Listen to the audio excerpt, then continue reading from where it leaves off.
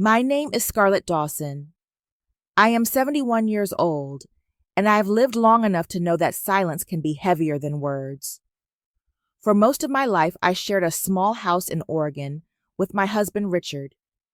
He built the shelves with his own hands, planted lilacs by the porch, and filled every corner with laughter. That home was our world, but when Richard passed, the rooms turned too quiet, and the stillness pressed in until I could hardly breathe.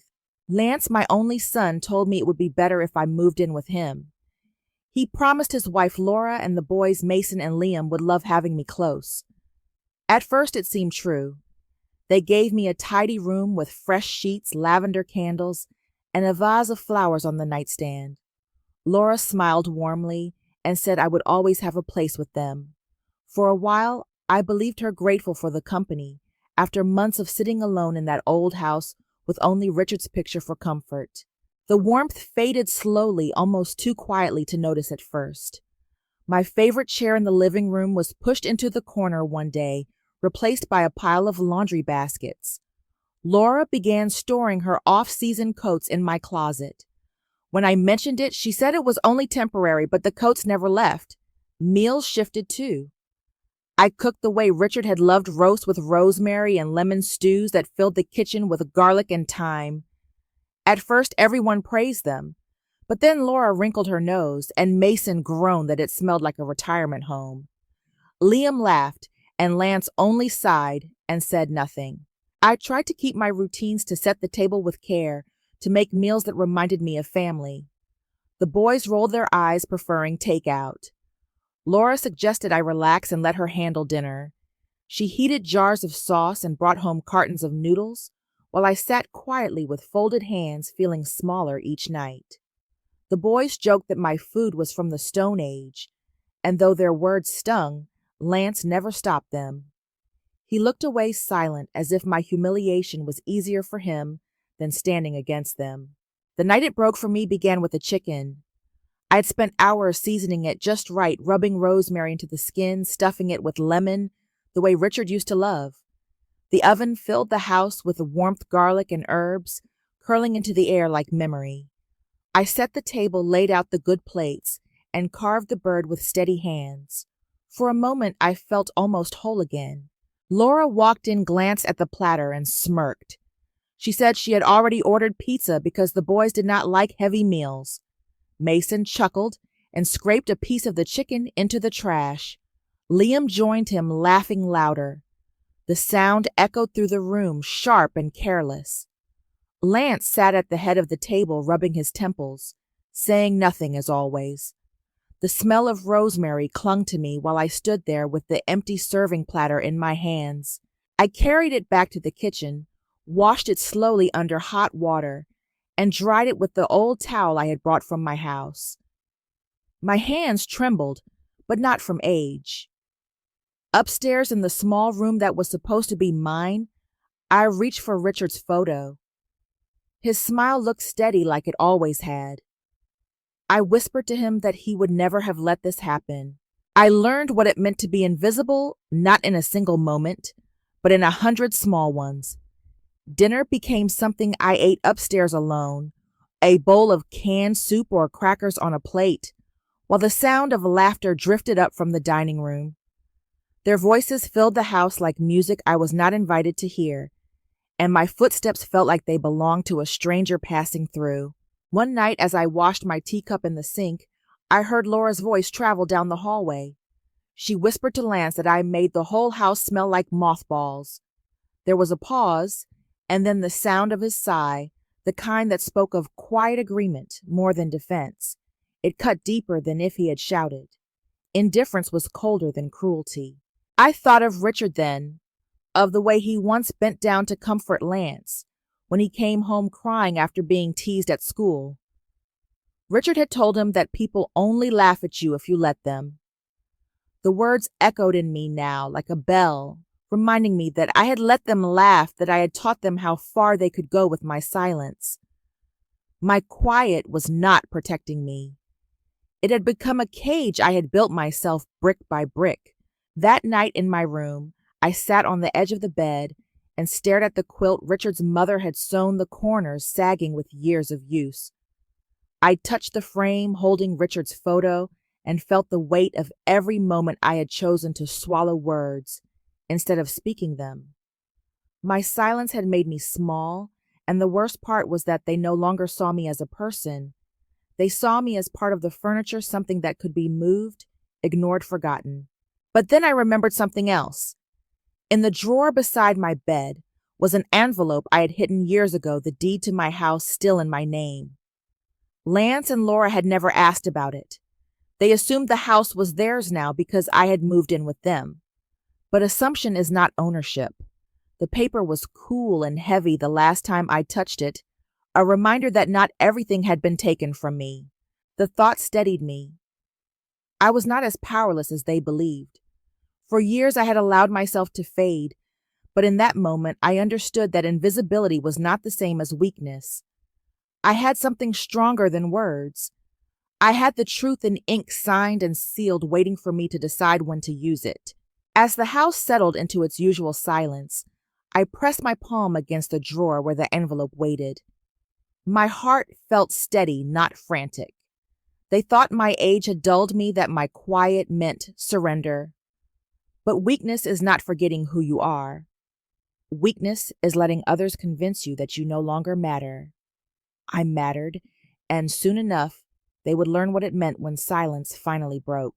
I rose before the sun, the house still heavy with sleep. My shoes tapped the damp pavement, and the air smelled faintly of rain.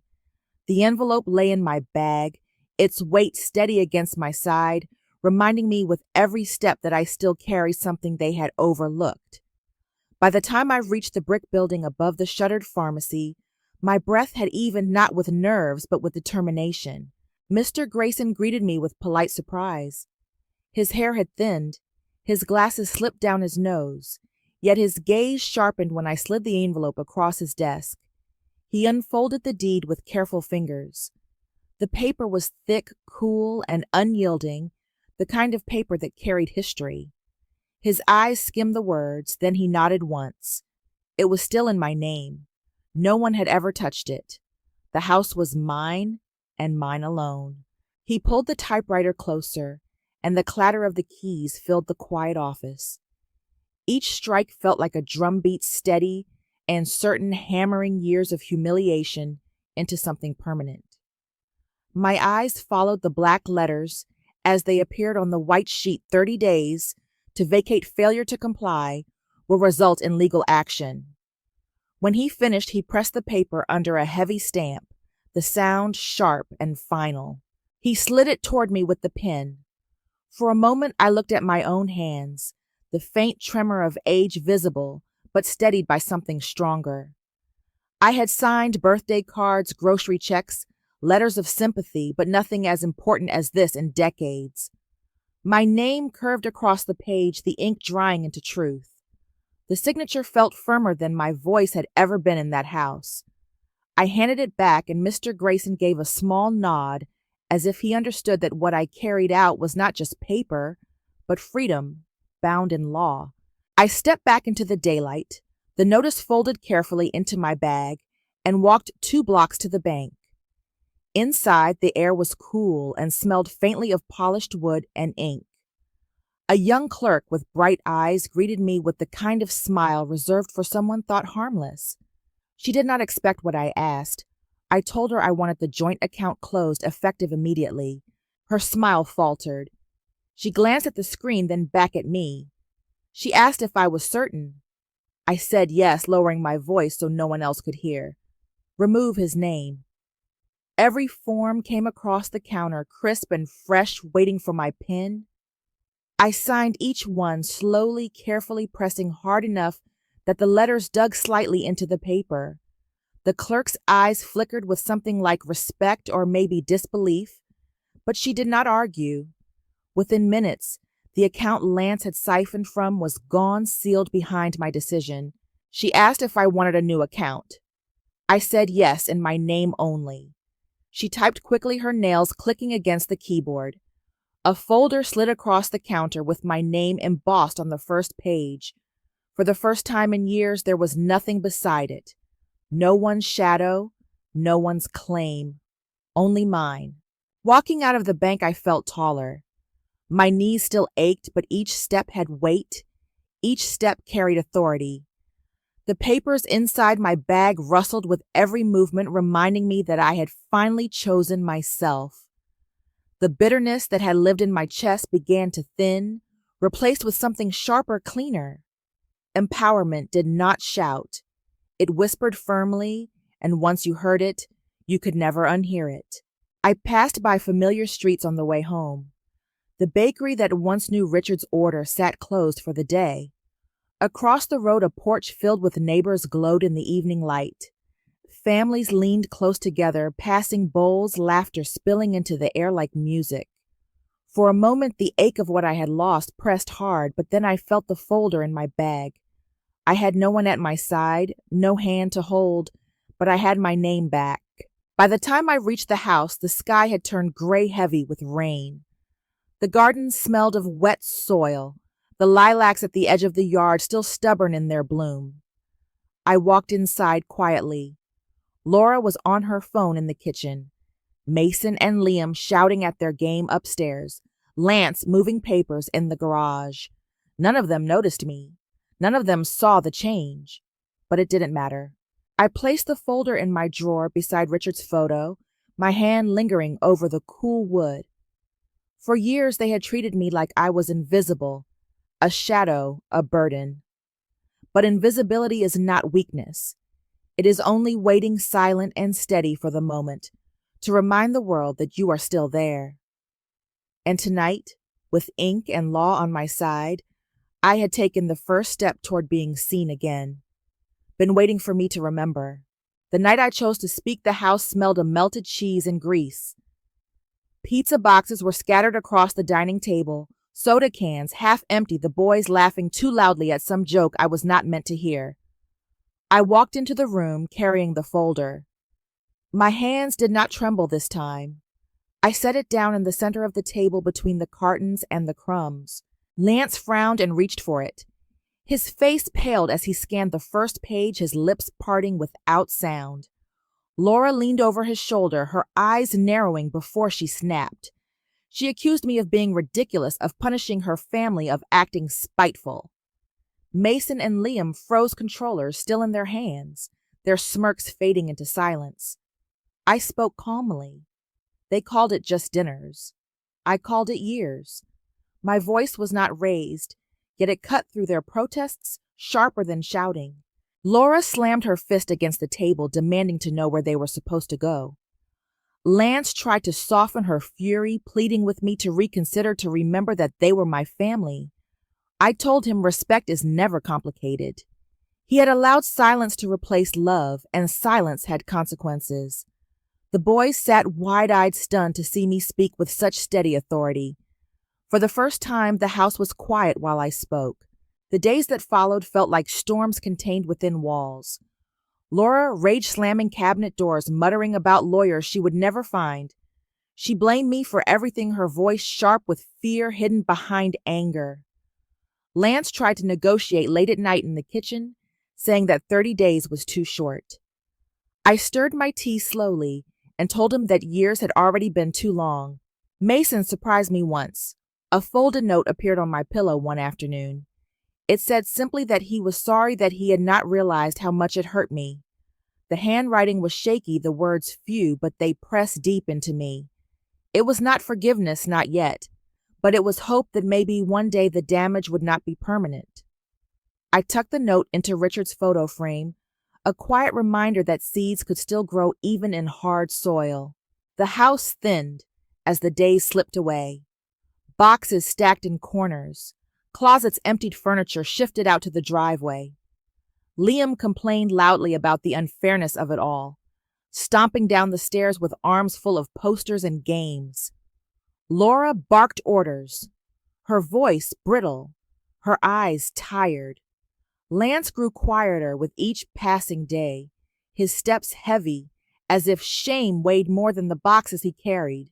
On the 30th morning, the air in the house felt different, light, but hollow. I stood by the window and watched as they loaded the car, each trip heavier with finality.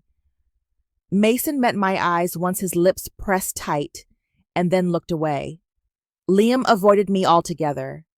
Laura moved briskly, her fury cloaked in silence now.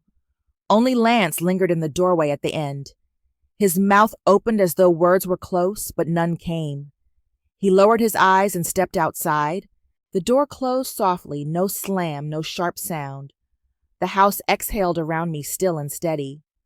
I sat at the table with a cup of tea, the walls mine again, not because they were empty, but because I had reclaimed them.